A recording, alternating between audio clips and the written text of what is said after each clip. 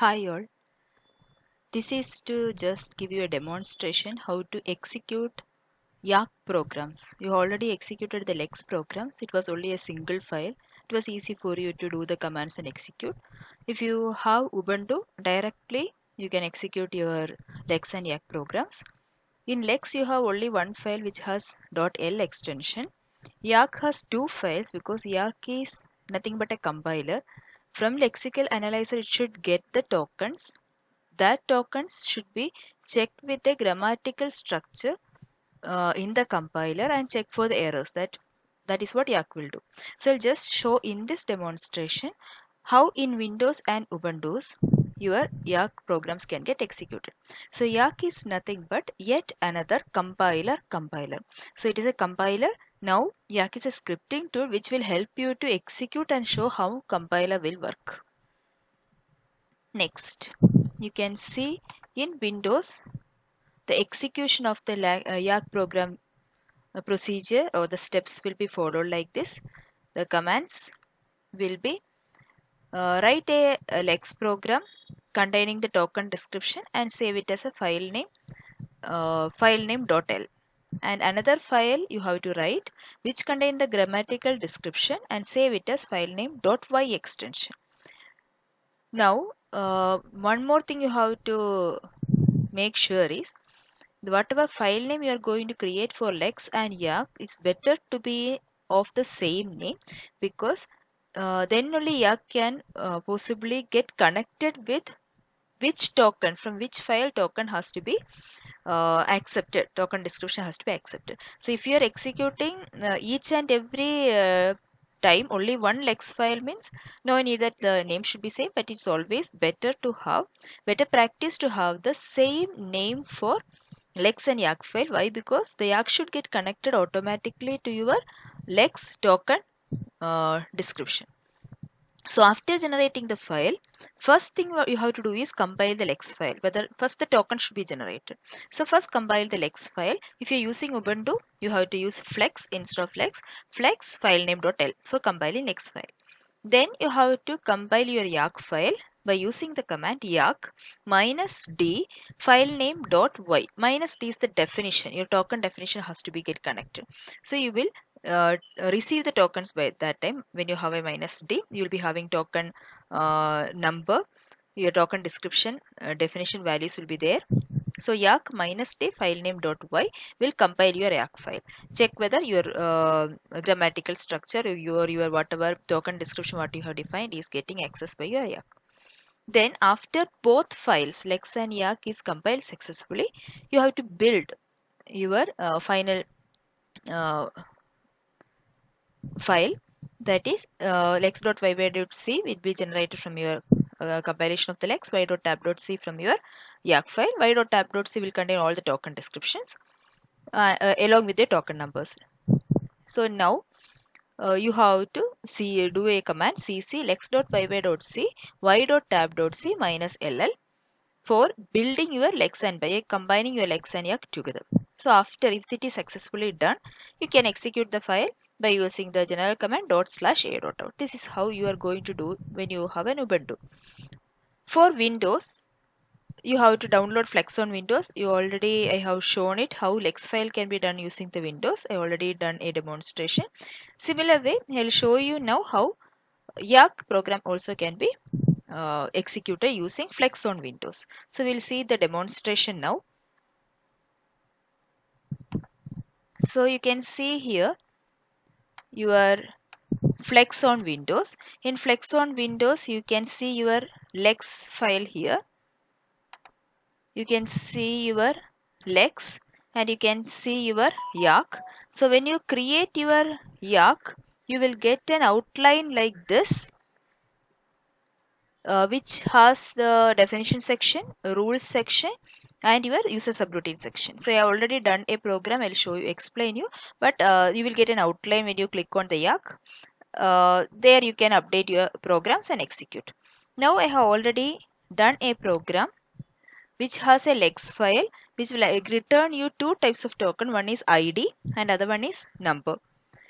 In the definition section, you have y.tab.h because the token description should get added for as an external file to your Yak, and you are using a YYL val which should be converted because all the values whatever it is taking will be considered as a character, but numbers and all you want to accept it as a number or integer value itself, you have to convert it by using a2io function. For that C type is used, and extern int YYL val. Why it is kept as extern means YYL value you are going to use in another file, that is in the Yak file. So two tokens are generated. Rest when you have any other characters it is done a no do nothing function. There is nothing inside this. And here you can see that there is a YY wrap. So when you create, I'll just show you how to create a Lex sample file. When you create a Lex sample file, this is outline created, and you can see that percentage option no YY wrap. So here, when you're doing a Lex file alone, YY wrap is not required. YY wrap is to tell that whether input is existing or not. But when you are doing a Yak file, you have to tell that whether input is come to an end or not because it is getting connected to another file. So this is what you are doing to do with your Lex. You will write your definition section which has which all header files required, which are the variables you are going to use here, and what all things should get connected to the other file. And rule section as normally your regular expression, and there is no main because your main aim is not execute Lex. Your aim is this Lex is only a supportive token generation function for your Yak. So no main is there here. It is only that this input shed auto input will get connected to your YY wrap around to your Yak file. So it is saved it as s6.l. Next, I have taken using the same file name s6.y extension a Yak file which has again the same definition section, your uses rule section and user subroutine section. So you can see in the definition section there is a flag value used. Actually that flag value I have not used anywhere. If you want you can use any of the variables whatever you are supposed to use for your program. And this is the in your Yak you have to give a percentage token ID num. So you have seen in your Lex file that only two tokens you have generated. One is return ID and other one is return num. So these two tokens are only passed there for your Yak. That is only ID and num that you are defined it as token. And whatever variables you have, whatever operators whatever you have used, if you want to give an association, if plus minus star division or left associative, so it has made us percentage left followed by the operators. If it is right associative, you can use mod right followed by the operators. That all you have to include in your definition section. Then after that rules section, you have to write down your grammars. So this is the grammatical part, which means that E colon T. E colon T is nothing but your grammatical structure. E derives T. And each and every grammar, that E is the non-terminal, which is a start symbol here, which should be, that is E's definition is ending here. Each and every definition should end with a semicolon. And whatever action you should do is, because when you have seen a start symbol, you have to print that is valid. And T's definition is, T has multiple definition. First definition is star F, next is plus F, next minus F, or by using OR. And make sure that this OR should be at the left end of your rule section. Or F, all will be separated by using an OR symbol. And your operators should be within double quotes. This is how you are going to represent a grammatical expression, and T's definition come to an end here. So you have explained or expressed with a semicolon. Next you have F. F is nothing but a factor. Factor's definition is ID or num.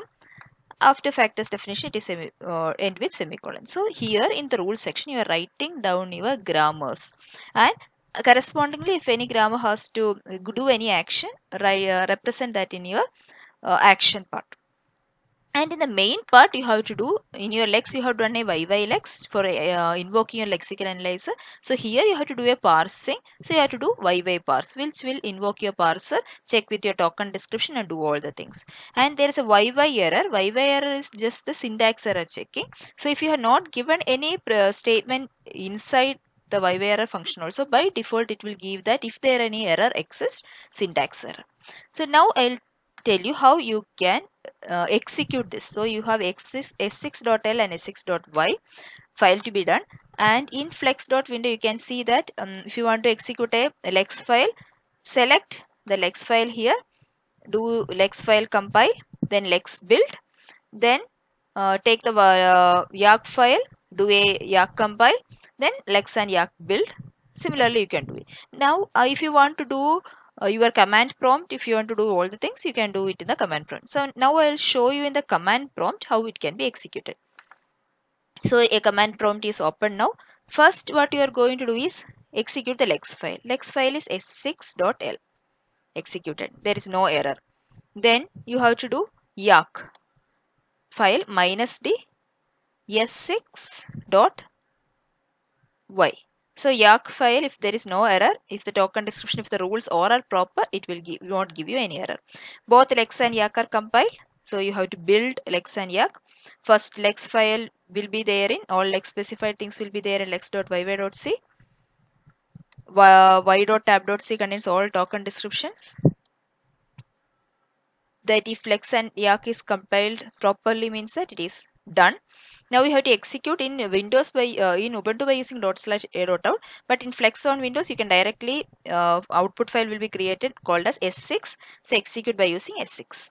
Now it is asking for enter an expression. Enter an expression was your first statement there in your main. That is done. Now I am going to give an expression. The expression which will valid here is any ID or number will get valid. So I will just give a number. It is valid. If I give anything else, okay, I will execute. If I give anything else, it will give an invalid. If I execute +6, which is a unary operator only I have given here, +5, it is valid. If I have executed -e, if you have given, it will ask for what is the value of e. If I have given value of e is 4, it will give that it is valid. If I have executed with star t, it will ask what is the value of t. 4 if you have given, it will give us valid. So this is how, if any other thing if you have given, any other characters if you have given, it will just tell that it is invalid because it is not matching with any of the other expression. You can say that is an invalid expression. So this is how you can check whether your grammatical structure or your program can be executed properly. If you don't have Ubuntu, don't worry, you can download your Flex on Windows and execute like this. Thank you. I hope you already understood.